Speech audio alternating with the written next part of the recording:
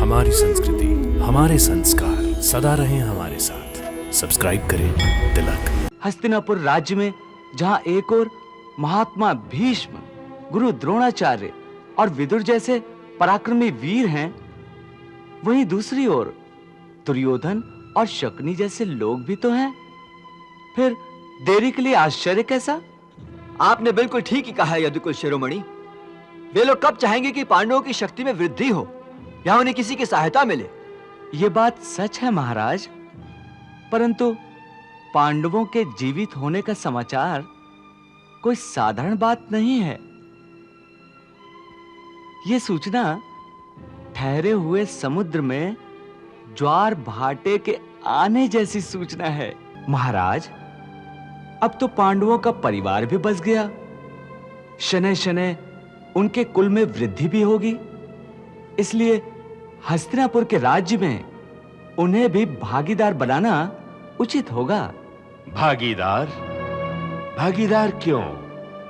वे हमारे पुत्र हैं और पिता और पुत्र के बीच में भागीदारी कैसी? भागीदारी का अर्थ है उनकी स्वतंत्र सत्ता, उनके व्यक्तित्व को निखरने का अवसर देना, और परंपरा भी यही रही महाराज। परंतु इसमें शंका किस बात की है? पांडव हमारे कुल के राजपुत्र हैं। इस नाते समस्त राज्य पर उनका अधिकार है, जैसे हमारे अन्य 100 पुत्रों को है। यदुनंदन का संकेत भी तो इसी ओर है महाराज। विदुर, तुम साफ साफ क्यों नहीं कहते? तुम हमसे क्या कराना चाहते हो? न्याय, इसके अतिरिक्त और क्या महाराज? इस बात का क्या अर्थ है? क्या मैंने अभी तक न्याय नहीं किया? कौरवों और पांडवों के प्रति अपने स्नेह में मैंने कोई पक्षपात किया है क्या? अरे कुछ सुना भाई तुमने? क्या बात है? कल स्वयंवर में जिसने लक्ष्य भेद किया था वो कौन था? कौन था? अरे वही तो अर्जुन था, धनुर्धारी अर्जुन, जिसने एक बार पहले भी पांचाल राज को युद्ध में परास्त किया था। तो क्या पांडव जीवित हैं? हाँ, इसी नगर के ब्राह्मण कुंभसार के यहाँ रह रहे हैं। सच? हाँ हाँ बिल्कुल सच, गंगा की सौगंध सच। पांडव जीवित है? हाँ, पांडव जीवित है। हाँ हाँ, पांडव जीवित है। पांडव जीवित है। अरे भाई सुनो, आपने सुना? पांडव जीवित है। अच्छा, हाँ, पांडव जीवित है। अरे सुनो, पांडव जीवित है। हाँ, पांडव जीवित है। क्या? हाँ, पांडव जीवित है। सुना तुमने? अरे सुनो। क्या नहीं तो क्या हुआ? जिन लोगों को सबने मरा हुआ समझा था, वे पांडव जीवित निकले। पांडव जीवित है। पांडव जीवित है। पांडव जीवित है।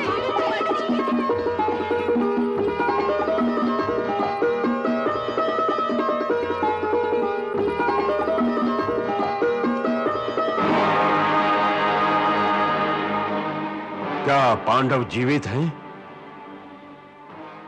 तो क्या वारणावत की घटना सत्य नहीं थी विदुर? वारणावत की घटना सत्य थी, और यह भी सत्य है कि पांडव जीवित हैं। कैसी सूचना देते हो विदुर? दोनों बातें एक साथ सत्य कैसे हो सकती हैं? वहां जो कंकाल मिले थे, क्या वो उनके नहीं थे? यही हो सकता है महाराज कि वो किसी और के हों। यह तो शुभ सूचना है, अति शुभ सूचना है। हाँ। विदुर, कुंती बहन कैसी हैं? कहाँ हैं वे? महारानी कुंती सकुशल हैं। वे अपने पुत्रों के ही साथ हैं।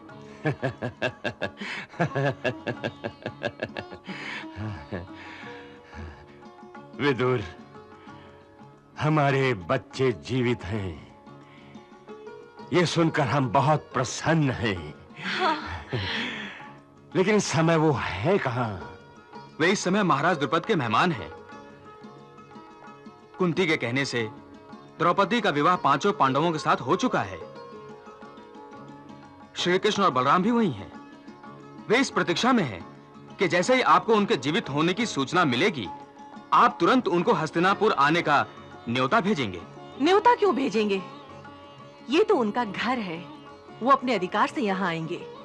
महाराज, हमें बहू को वहां से लाने के लिए हाथी, घोड़े और सेना की एक टुकड़ी भेजनी चाहिए, जो हमारी पुत्रवधू को आदर सहित हस्तिनापुर लेकर आए। अवश्य, अवश्य। विदुर,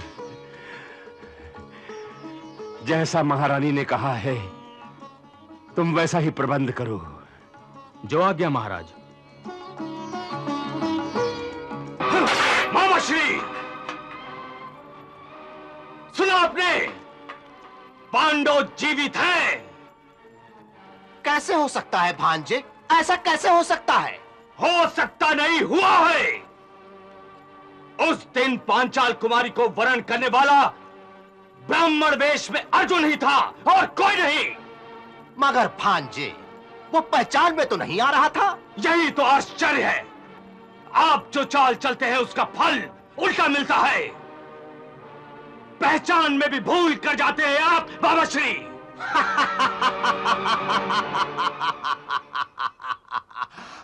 कोई बात नहीं भांजे, कोई बात नहीं। तुम्हारे मामा के तरकश के तीर अभी खाली नहीं हुए हैं। हाँ।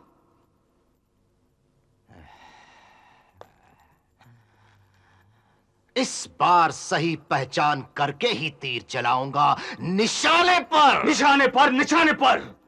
आप पर से मेरा विश्वास उठ चुका है मामाश्री, क्योंकि आप एक परास्त योद्धा हैं और कुछ नहीं, कुछ नहीं। तुम यही तो भूल कर रहे हो भांजे, यही भूल कर रहे हो। अरे हमारे पांसे तो ठीक ही पड़ रहे थे, मगर विदुर ने इसमें जरूर कोई चाल चली होगी। पांडवों को बचाने के पीछे उसी का हाथ है भांजे, उसी का हाथ। मामाश्री, अपनी भूल दूसरों के सिर पर मरकर युद्ध जीता नहीं जा सकता।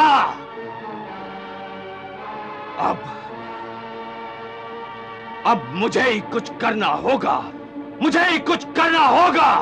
तुम तो व्यर्थ में उत्तेजित हो रहे हो भांजे, व्यर्थ में। वहां पांडवों को हस्तिनापुर बुलाया जा रहा है और आप कह रहे हैं कि मैं व्यर्थ में उत्तेजित हो रहा हूं। भांजे, पांडवों को बुलाने के लिए कोई दूत ही जाएगा ना? और नहीं तो क्या, महाराज स्वयं जाएंगे।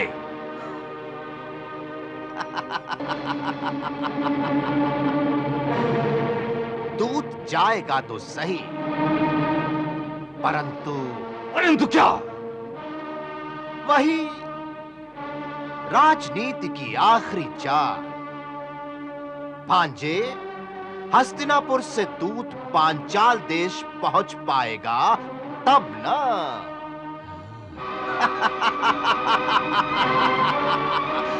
बेचारा दूत।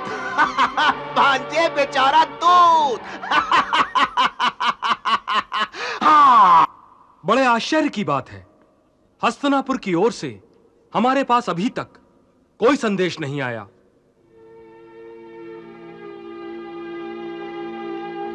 यह तो निश्चित ही है कि पांडवों का हमारी पुत्री के साथ पाणी ग्रहण करने की सूचना महाराज धृतराष्ट्र को मिल गई होगी। हाँ महाराज, महामंत्री विदुर के गुप्तचर ये शुभ सूचना उन्हें दे चुके हैं। परंतु संबंधी होने के नाते महाराज धृतराष्ट्र ने अभी तक कोई राजदूत हमारे पास नहीं भेजा। इस बात का आश्चर्य है।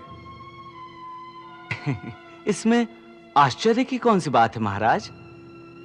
हस्तिनापुर राज्य में जहां एक ओर महात्मा भीष्म, गुरु द्रोणाचार्य और विदुर जैसे पराक्रमी वीर हैं, वहीं दूसरी ओर दुर्योधन और शकुनी जैसे लोग भी तो हैं। फिर देरी के लिए आश्चर्य कैसा? आपने बिल्कुल ठीक ही कहा है यदुकुल शिरोमणि। वे लोग कब चाहेंगे कि पांडवों की शक्ति में वृद्धि हो या उन्हें किसी की सहायता मिले? यह बात सच है महाराज, परंतु पांडवों के जीवित होने का समाचार कोई साधारण बात नहीं है। यह सूचना ठहरे हुए समुद्र में ज्वार भाटे के आने जैसी सूचना है।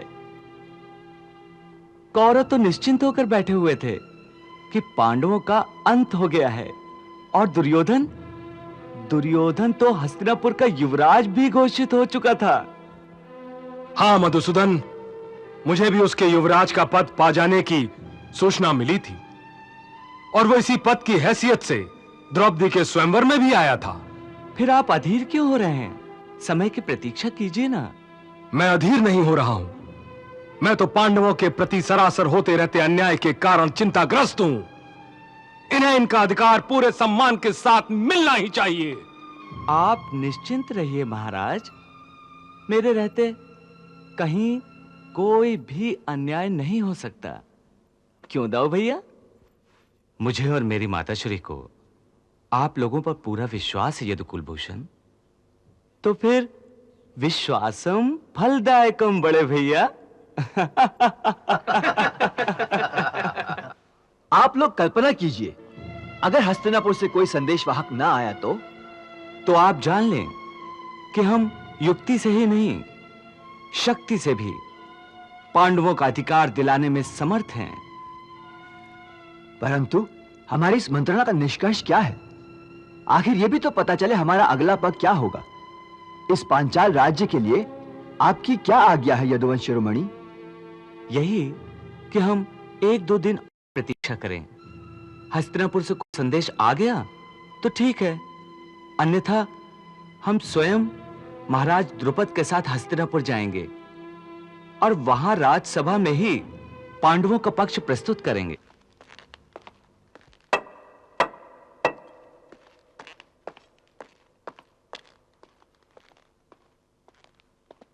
क्या समाचार है प्रतिहारी? महाराज की जय हो। हस्तिनापुर राज्य का एक दूत इसी क्षण महाराज के दर्शनों की अनुमति चाहता है। अनुमति है?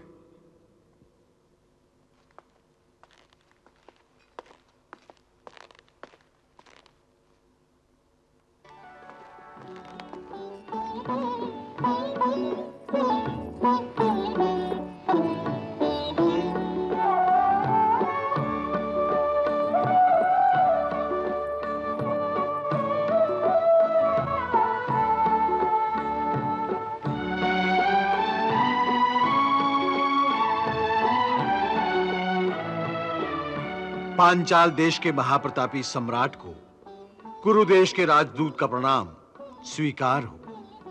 स्वीकार है। कहो राजदूत, हस्तिनापुर राज्य में सब कुशल तो है ना? पूर्ण कुशल है महाराज। महाप्रतापी सूर्यवंशी सम्राट धृतराष्ट्र ने आपको अभिवादन कहा है। मेरा भी उन्हें अभिवादन कहना राजदूत। और आपको राजकुमारी के विवाह की बधाई भेजी है। उन्हें मेरा धन्यवाद कहना राजदूत। और कुछ नहीं कहा? कहा है महाराज। उन्होंने अपने भाई महात्मा पांडु के पुत्रों को आशीर्वाद कहा है। उन्होंने यह भी सूचना भेजी है कि वे अपने पुत्र वधू के स्वागत के लिए अत्यंत उत्सुक हैं। इसलिए उन्होंने महाराज द्रुपद से प्रार्थना की है कि वो अपनी पुत्री द्रौपदी को विदा करके उसे अपने ससुराल जाने की आज्ञा दे। महाराज, हस्तिनापुर का रानीवास अपनी नई नवेली रानी को देखने के लिए व्याकुल है महाराज।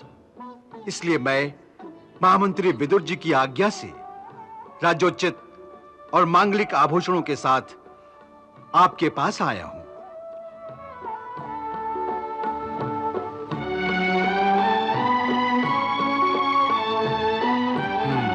राजदूत, हमें महाराज धृतराष्ट्र का प्रस्ताव स्वीकार है। पहले तुम यात्रा की थकान हमारी अतिथिशाला में विश्राम कर मिटाओ। जो आज्ञा महाराज।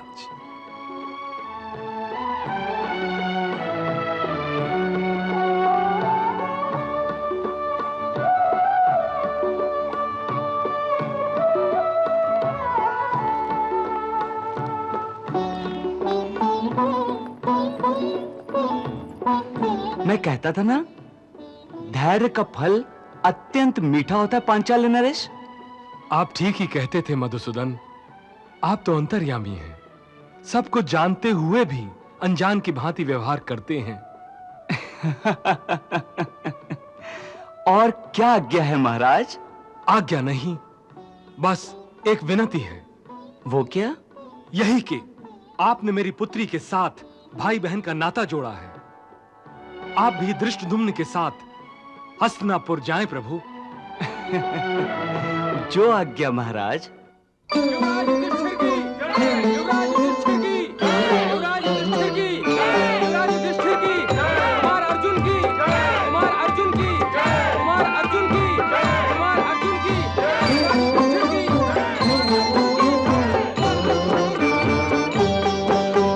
पांचों कुमार और द्रौपदी को संग लेके यहाँ श्री कृष्ण पधारे,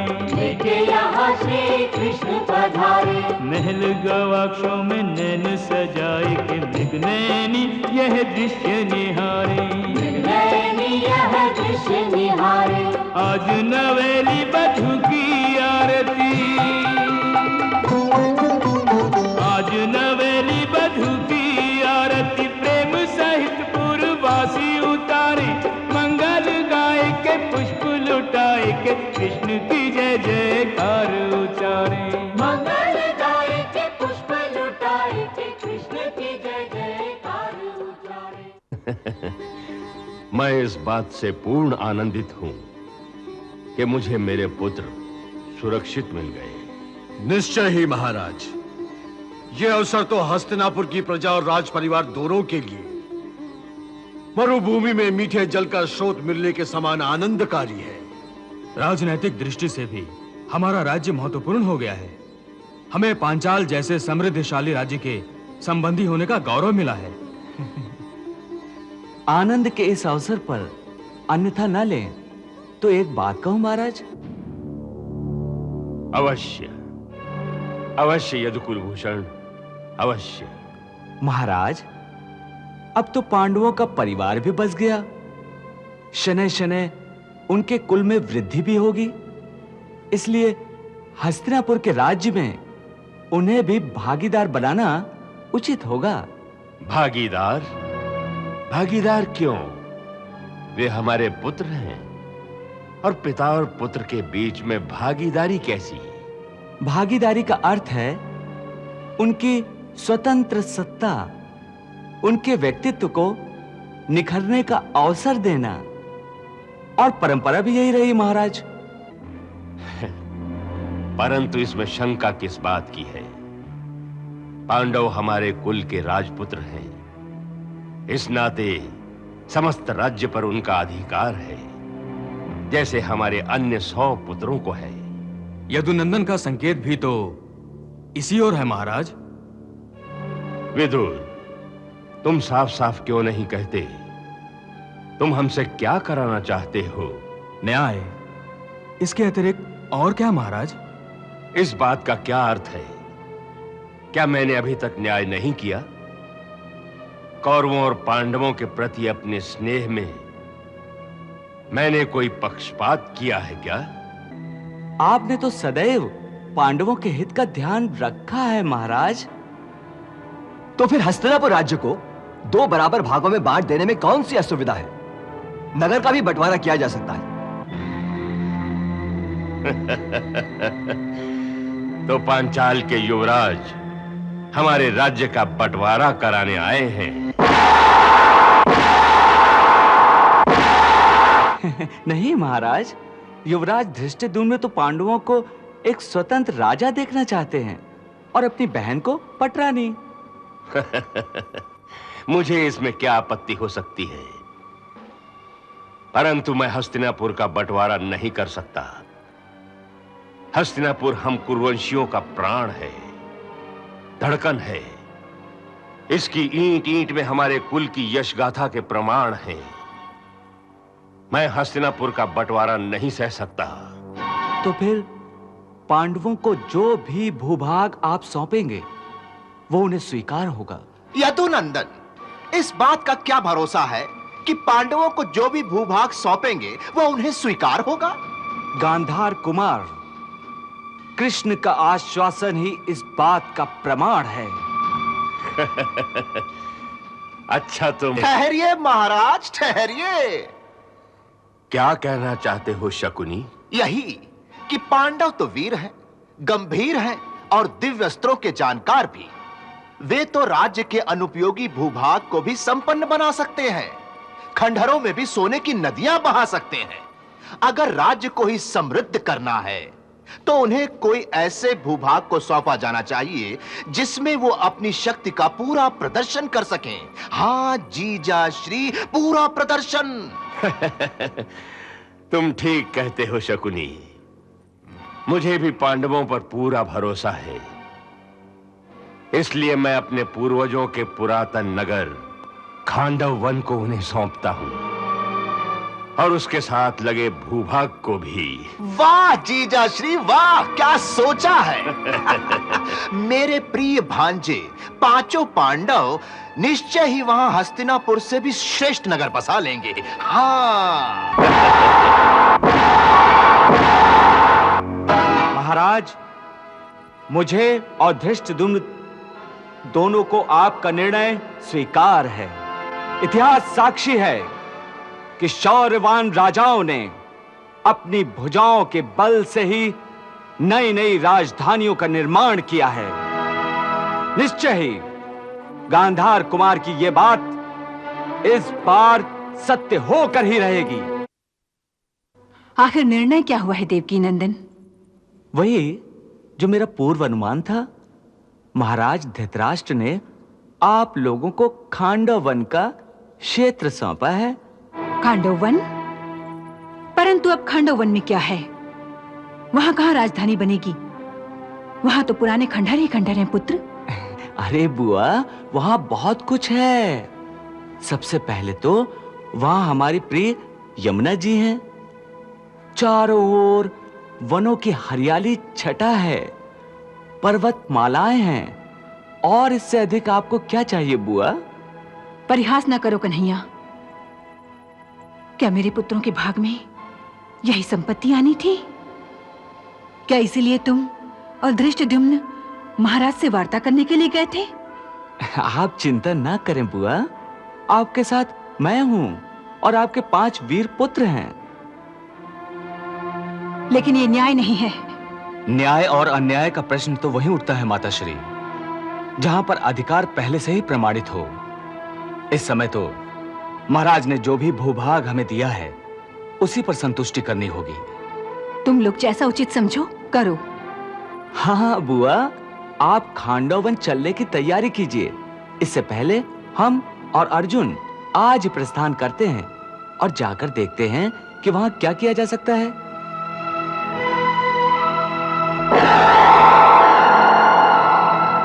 बंटवारा हुआ राज का, गुरुजन हुए आश्वस्त,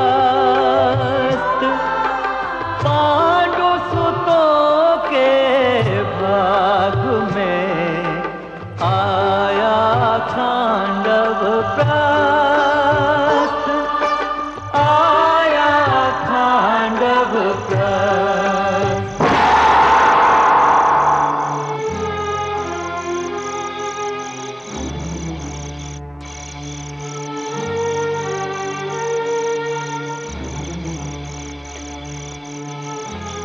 लो, ये है तुम्हारा खांडव प्रस्थ।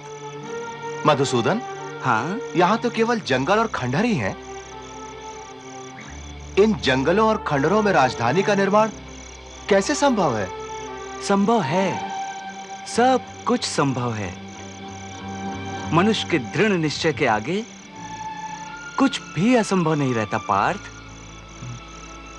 हमें इन्हीं खंडहरों में राजधानी की संभावनाओं का पता करना है, और हस्तिनापुर से हम आए भी इसीलिए हैं अर्जुन।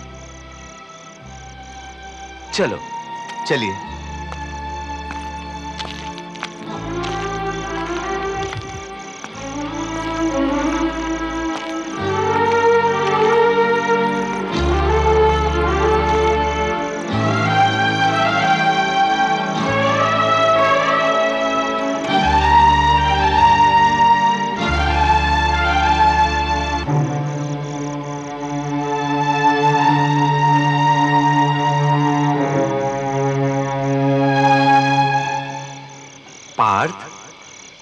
इन्हीं खंडहरों में तुम्हारे पूर्वजों ने एक भव्य नगर बसाया था।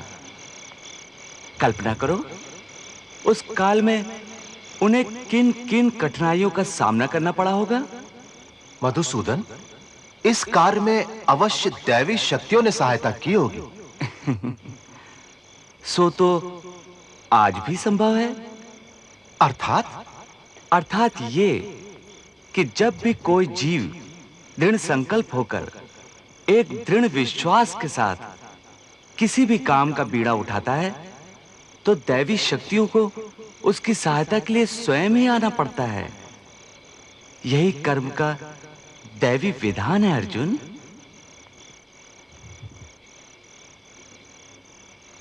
मैं देव शिल्पी विश्वकर्मा का आवाहन करता हूं।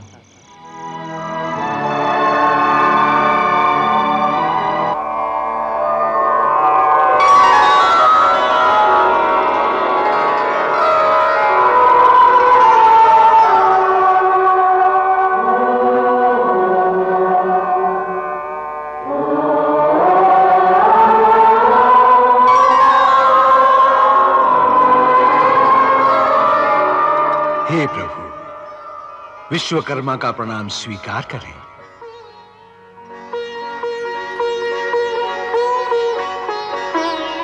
आज्ञा करें देव, विश्वकर्मा को किस निमित्त स्मरण किया गया है? हे देवशिल्पी, पहले आपने मेरे कहने से द्वारिकापुरी का निर्माण किया था। हाँ। अब आपको इसी वन प्रांत में पांडवों के लिए एक भव्य राजधानी का निर्माण करना है। भगवान, उसके लिए मेरी क्या आवश्यकता है? दानवों का राजा मैं दानव, मेरा मित्र है। वो दैत्य शिल्पी भी है। पूर्व काल में ये खांडवप्रस्थ नगर उन्हीं के द्वारा बनाया गया था। वे इस भूमि के चप्पे चप्पे से परिचित हैं प्रभु, और इन दिनों इसी वन में विहार भी कर रहे हैं। तो आप शीघ्र उसका आह्वान करें। हमें अति शीघ्र एक वैभवशाली राजधानी चाहिए। जैसी प्रभु की आज्ञा।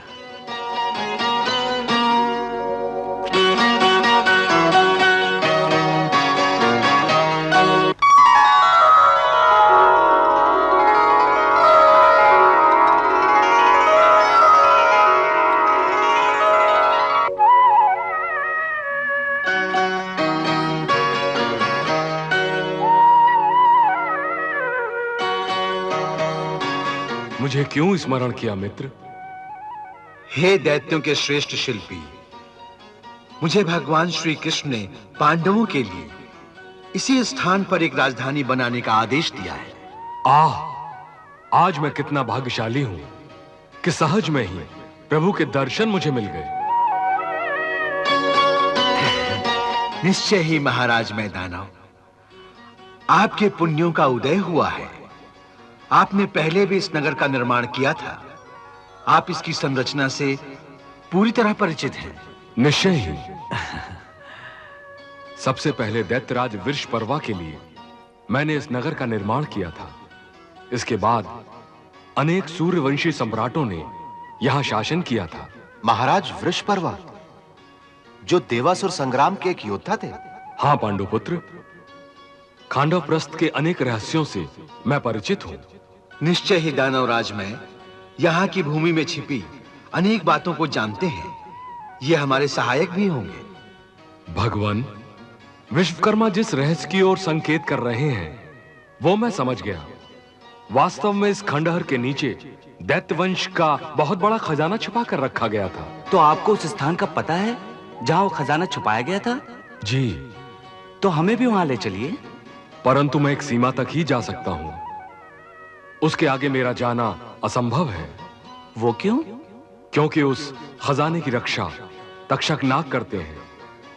वो किसी को आगे जाने नहीं देते। कोई बात नहीं, आप चलिए तो। जो आज्ञा प्रभु, आइए।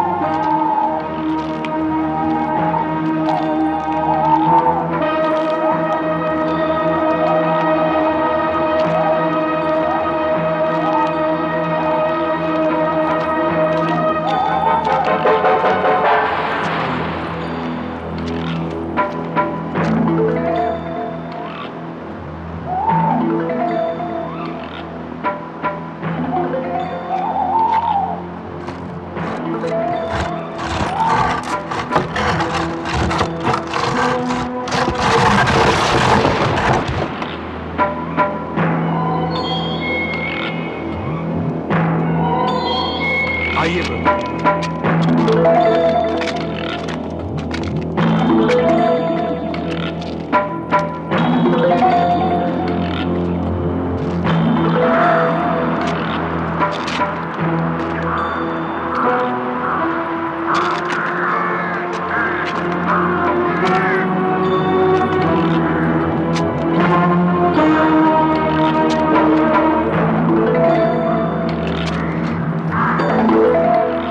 आइए प्रभु।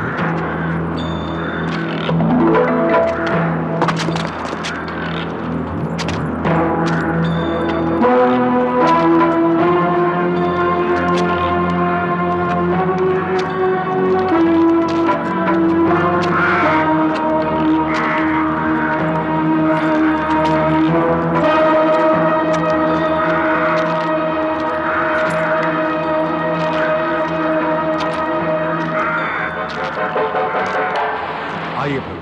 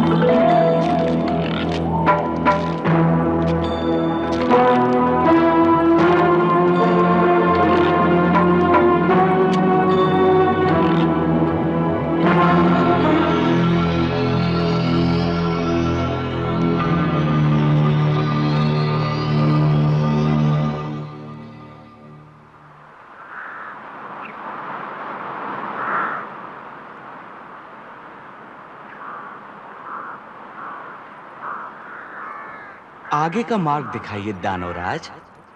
प्रभु, आगे का मार्ग मंत्रों से कीलित है। यहां से नागराज तक्षक का पहरा आरंभ हो जाता है। इन सीढ़ियों पर पांव रखते ही नागराज प्रकट हो जाएंगे। क्या सच? जी हां। अच्छा, तो मैं सीढ़ियों पे पांव रखता हूं।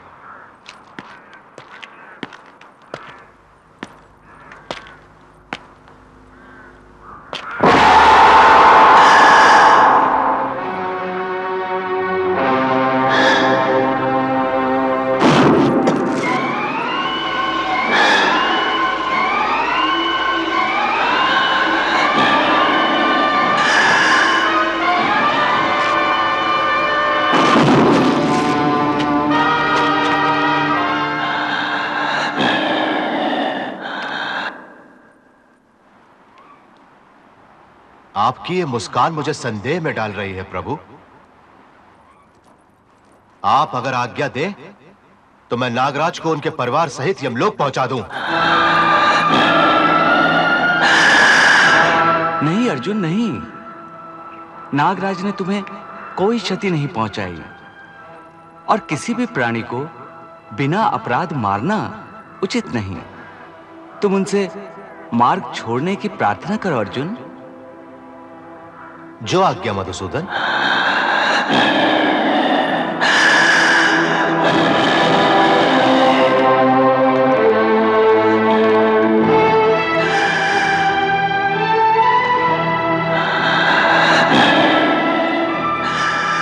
हे नागराज, हमें आगे का मार्ग चाहिए। आप हमारा आगे का मार्ग छोड़ दें।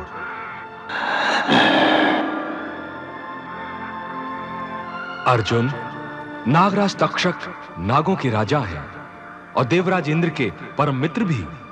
इसीलिए वे देवेंद्र के अतिरिक्त और किसी की बात नहीं मान सकते।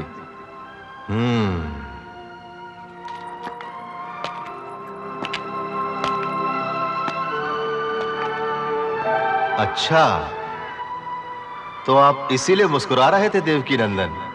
हाँ, मैं जानता हूं नागराज तक्षक चाहते तो तुम पर आघात कर सकते थे पार्थ, परंतु जानते हो उन्होंने ऐसा क्यों नहीं किया? क्यों नहीं किया? इसलिए कि उन्हें तुम्हारी छवि में देवराज इंद्र की छवि दिखाई दे रही थी। ऐसा क्यों है मधुसूदन?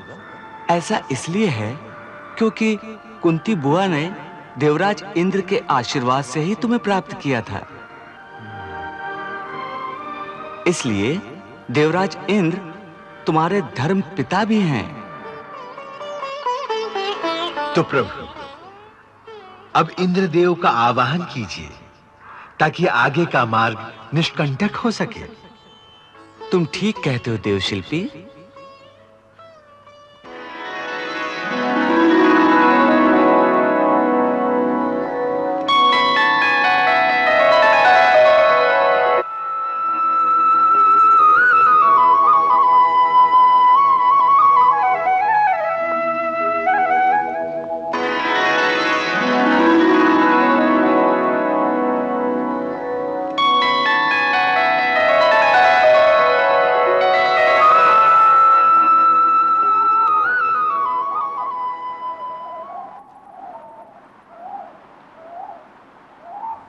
भगवान के श्री चरणों में सेवक इंद्र का प्रणाम स्वीकार हो।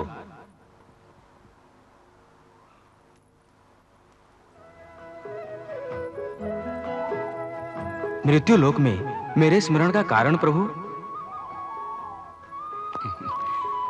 देवराज, पहले अपने पुत्र अर्जुन का प्रणाम स्वीकार कीजिए।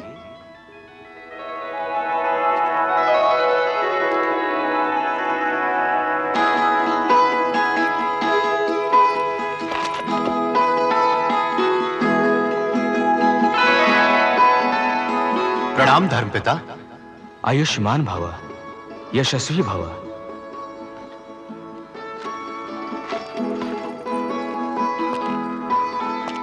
देवराज, आपकी पूर्व प्रार्थना के अनुसार ही मैं पांडुपुत्र अर्जुन की सहायता के लिए खांडवप्रस्थ आया हूं। मैं जानता हूं भगवान कि आप अपना वचन सदा निभाते हैं।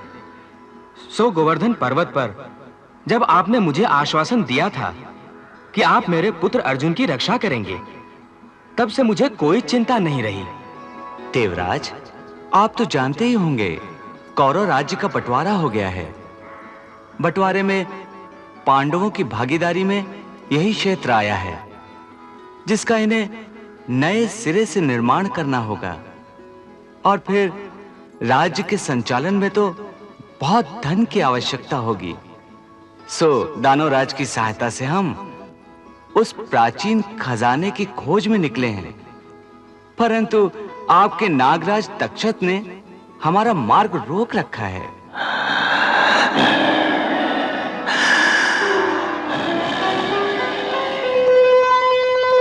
मित्र तक्षक, ये साक्षात भगवान श्री कृष्ण हैं। इन्हें प्रणाम करो।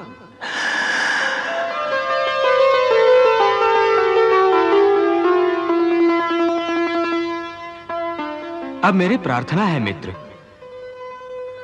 तुम ये स्थान छोड़ दो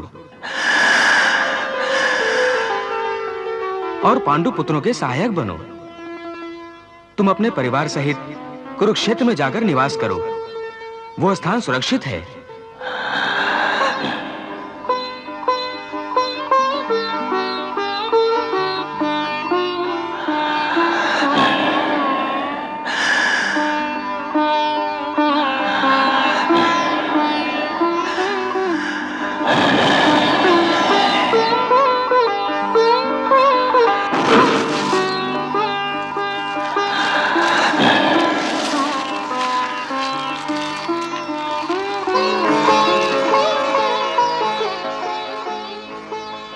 लीजिए प्रभु, यह सारा खजाना आपका है। देवराज, आपकी सहायता का हम आभार प्रकट करते हैं। भविष्य में इस नगर का नाम इंद्रप्रस्थ होगा। यह कहकर आपने जो मुझे सम्मान दिया है, उसके लिए मैं कैसे कृतज्ञता प्रकट करूं? हां, इतना अवश्य कह सकता हूं कि पांडवों के राज्य में खूब वर्षा करके इसे सदैव धन धान्य से भरपूर रखूंगा। आपकी सहायता से तो इंद्रप्रस्थ आर्यावर्त के सभी राज्यों से अधिक धनवान हो जाएगा देवराज। अर्जुन, अपने धर्म पिता का आभार मानो। पांडुकुल सदा आपका आभारी रहेगा तात। यह मेरा कर्तव्य था पुत्र। और हां महाराज, मैं आज्ञा देवराज। आप पांडवों के राज्य में एक ऐसी सभा का निर्माण करें जो मेरे सुधर्मा सभा से भी श्रेष्ठ हो। आज्ञा शिरोधार्य है देवराज। अब आप लोग निष्कंटक होकर आगे जाएं। अब कोई बाधा नहीं होगी। भगवान, अब आप मुझे आज्ञा दीजिए।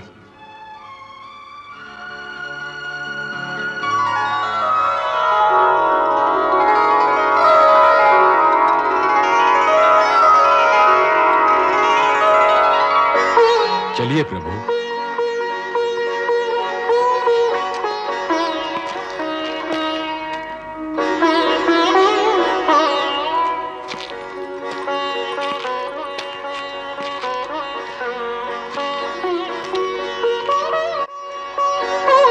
आइए प्रभु।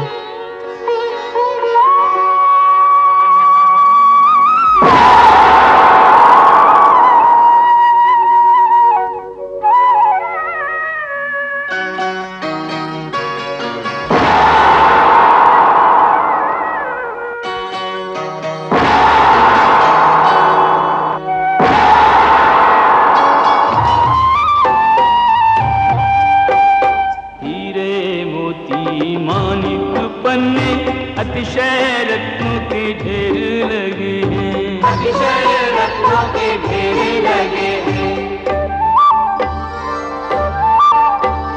संपत्ति देख अपार यहाँ की, देखने वालों के नैन ठगे हैं, देखने वालों के नैन ठगे हैं। इस माया की रखवाली को,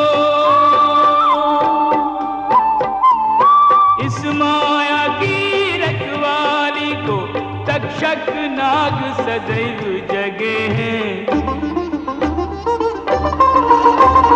इस माया की रखवाली को तक्षक नाग सदैव जगे हैं। कृष्ण कृपा से पांडु सुतों के देखो सोए भाग जगे हैं।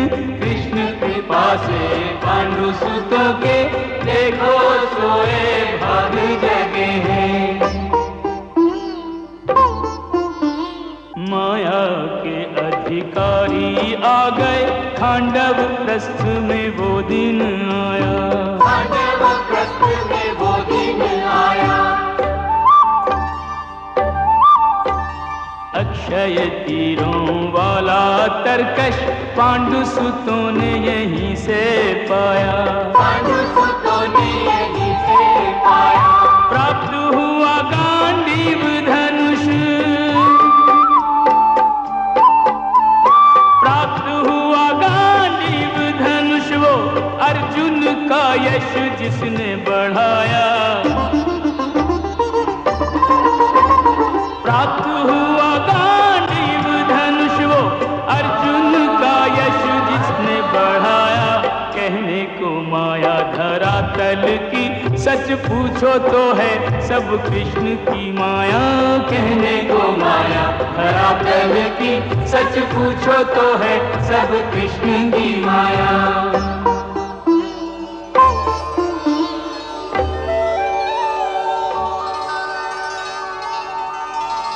मधुसूदन, ये सोने का रथ पूर्व काल के महाराजा सोम का रथ है। ये आपको मनचाही जगह पर ले जाने के लिए समर्थ है। और ये कौमुद की गदा है।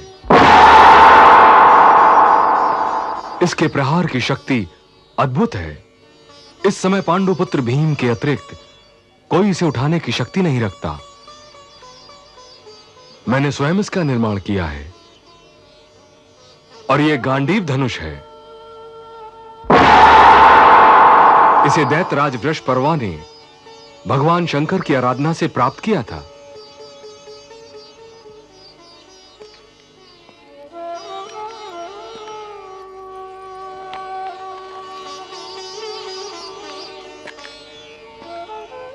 सखा, ये लो गांडीव धनुष, सबसे तुम्हारी रक्षा और तुम्हारी विजय का एकमात्र अस्त्र होगा। ये जीवन भर तुम्हारा साथ देगा। इसके पश्चात तुम्हें किसी और अस्त्र की आवश्यकता नहीं रहेगी। इसी धनुष के द्वारा तुम सभी प्रकार के दिव्य बाणों का संधान कर सकोगे।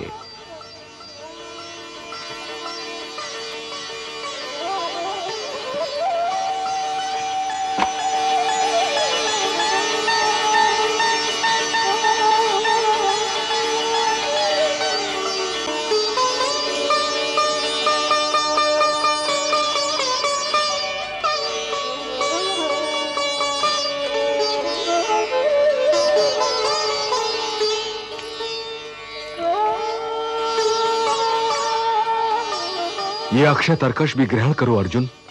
इसे स्वयं अग्निदेव ने प्रसन्न होकर दैत्यराज को दिया था। इस अक्षय तरकश के बाण कभी समाप्त नहीं होते।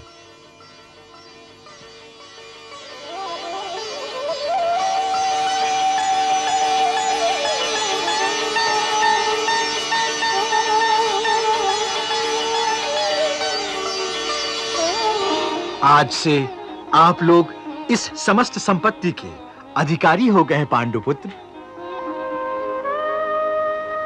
महाराज, तुम्हारी इस कृपा का हम प्रतिदान तो नहीं दे सकते।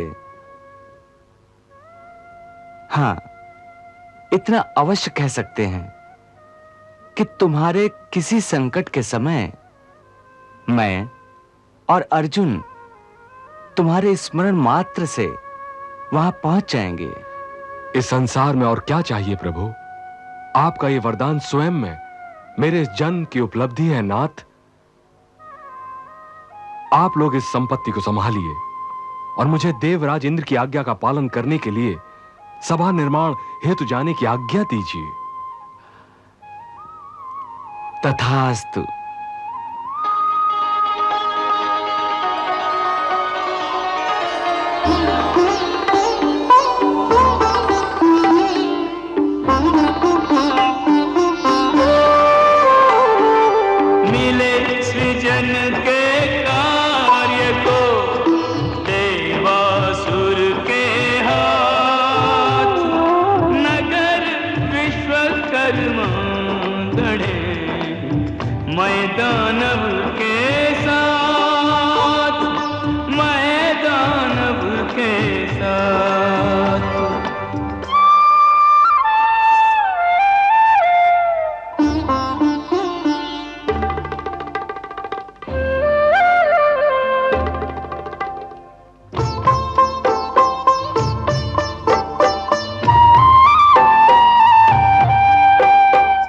विश्वकर्मा और मय दानव नूतन नगर बसाने लगे हैं।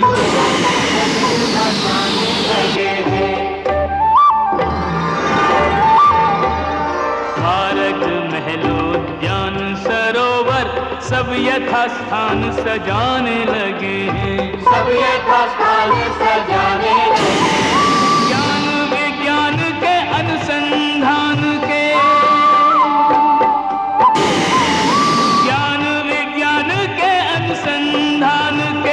फल सामने आने लगे हैं। ज्ञान विज्ञान के अनुसंधान के शुभ फल सामने आने लगे हैं। पांडव गण के खांडव प्रस्थ को ये इंद्रप्रस्थ बनाने लगे हैं। पांडव गण के खांडव प्रस्थ को ये इंद्रप्रस्थ बनाने लगे हैं।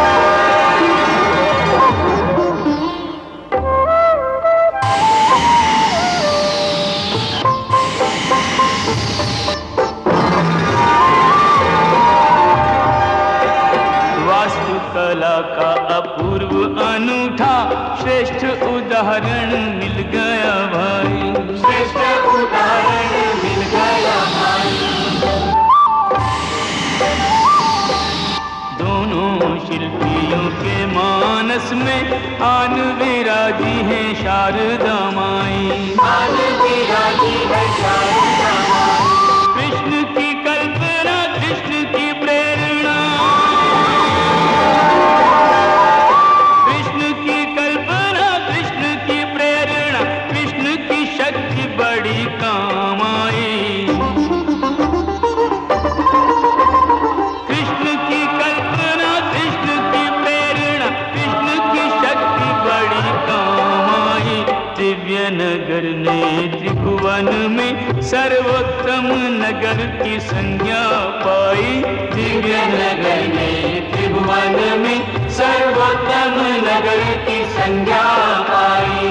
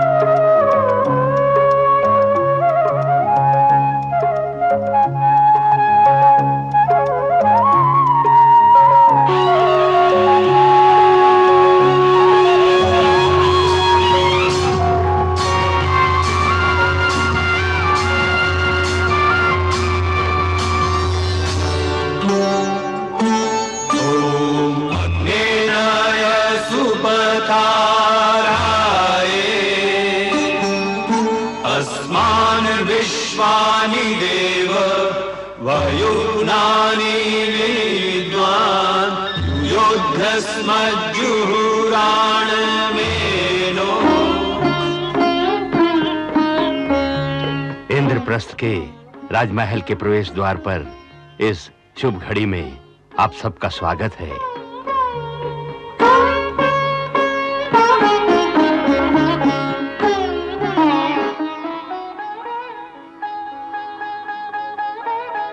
कुलगुरु मुनिवर धौम्य जी गृह प्रवेश के इस पावन बेला में प्रथम तिलक के अधिकारी श्री कृष्ण हैं।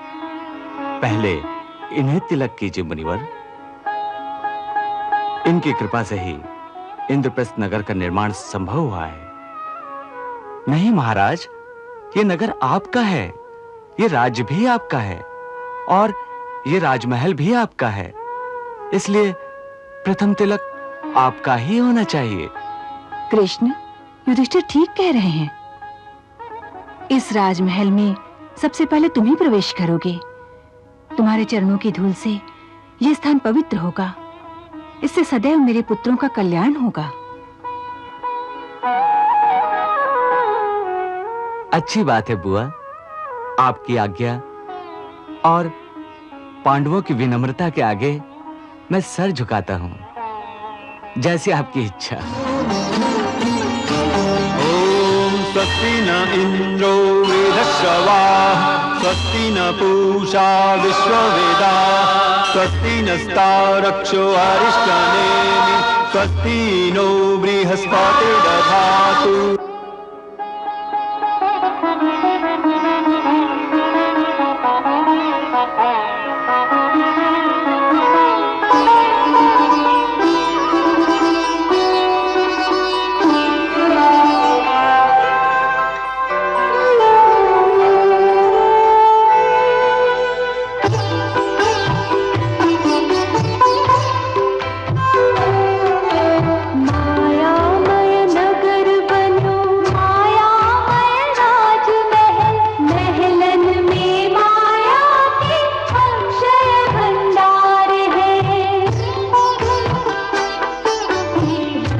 जड़ित दीवारें, मणिमंडित छत सोहे, आप खुले बंद हुए ऐसे गृह द्वार है।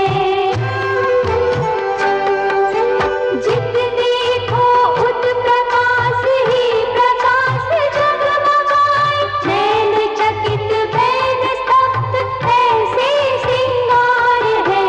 धीरे धीरे बोलेंगे, भेद अपने खोलेंगे, माया दानव के जो यहाँ और चमत्कार है।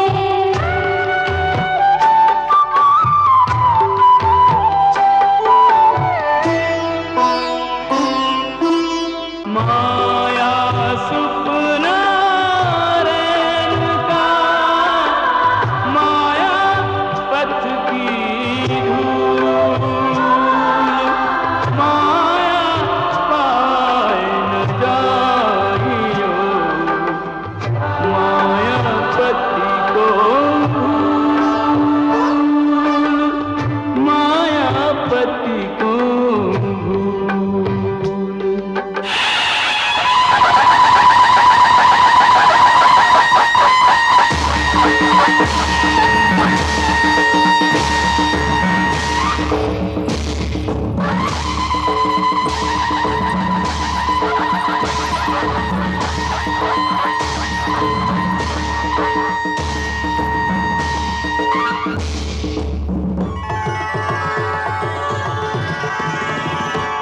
अभिनंदन अभिनंदन अभिनंदन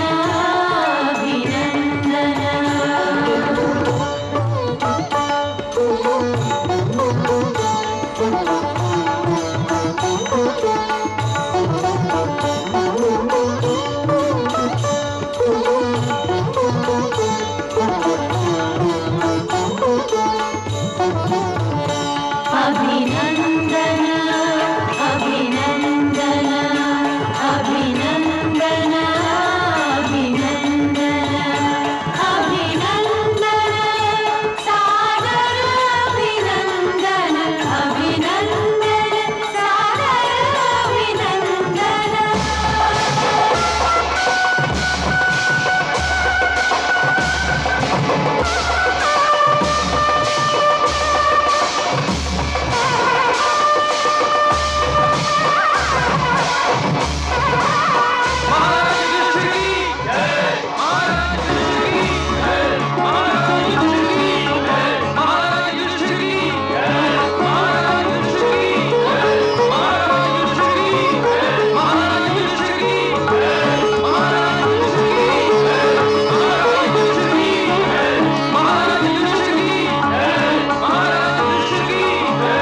बड़े भैया, अब आप सिंहासन पर विराजिए, यह आपकी प्रतीक्षा कर रहा है।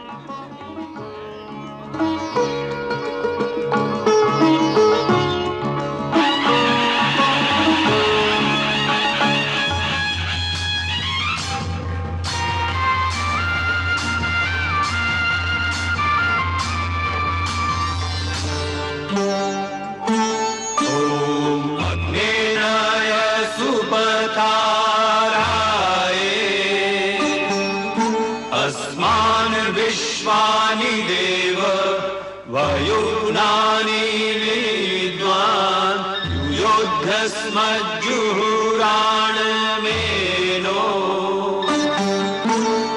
भूयिष्ठान्ते नम उक्तिं विधेम।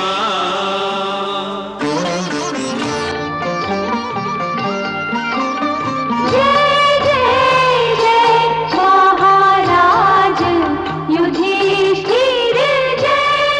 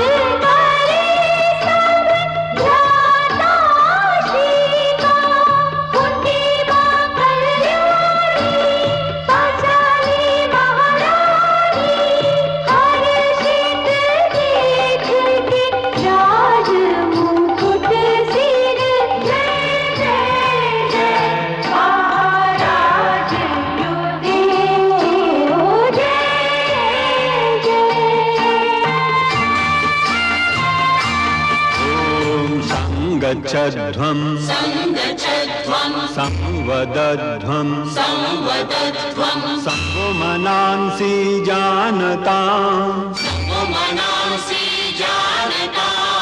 देवाभागं यथा पूर्वे संजानाना उपासते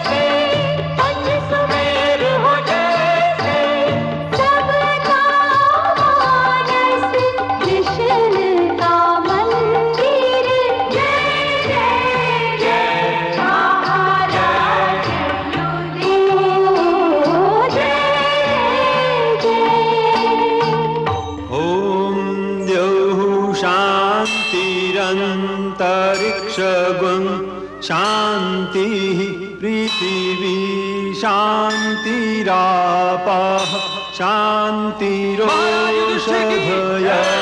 शांतिः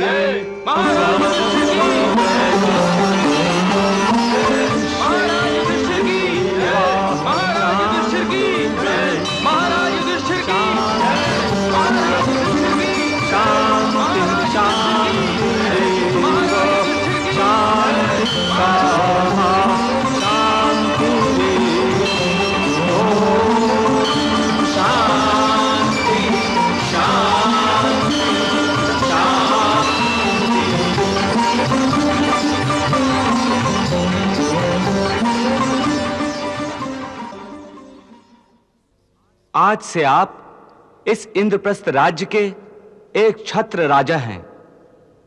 इस सिंहासन और इस राज्य की मुद्रा पूरे देश में सर्वमान्य होगी, ऐसी मेरी शुभकामना है महाराज युधिष्ठिर। और मेरा आशीर्वाद है कि आपका ये राज्य सुख व समृद्धि से सदैव भरा पूरा रहेगा। इसकी प्रतिष्ठा पूरे आर्यावर्त में होगी।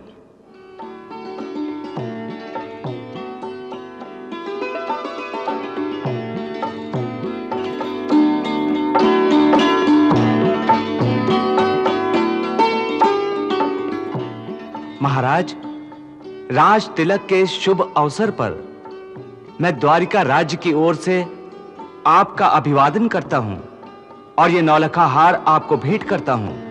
इसे स्वीकार कीजिए महाराज।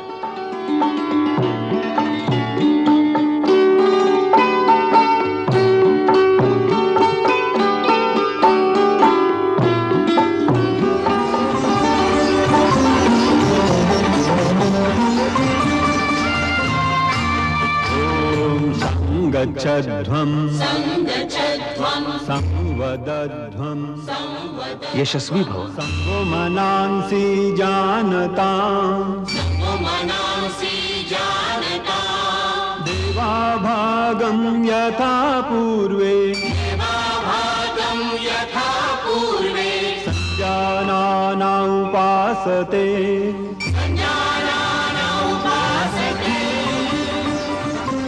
आयुष्मान भव।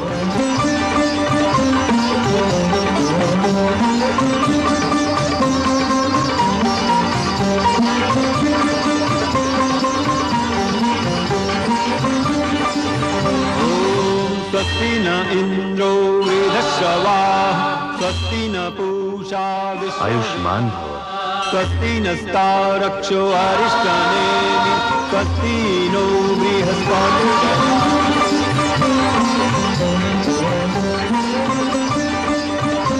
आयुष्मान भव। आयुष्मान भव।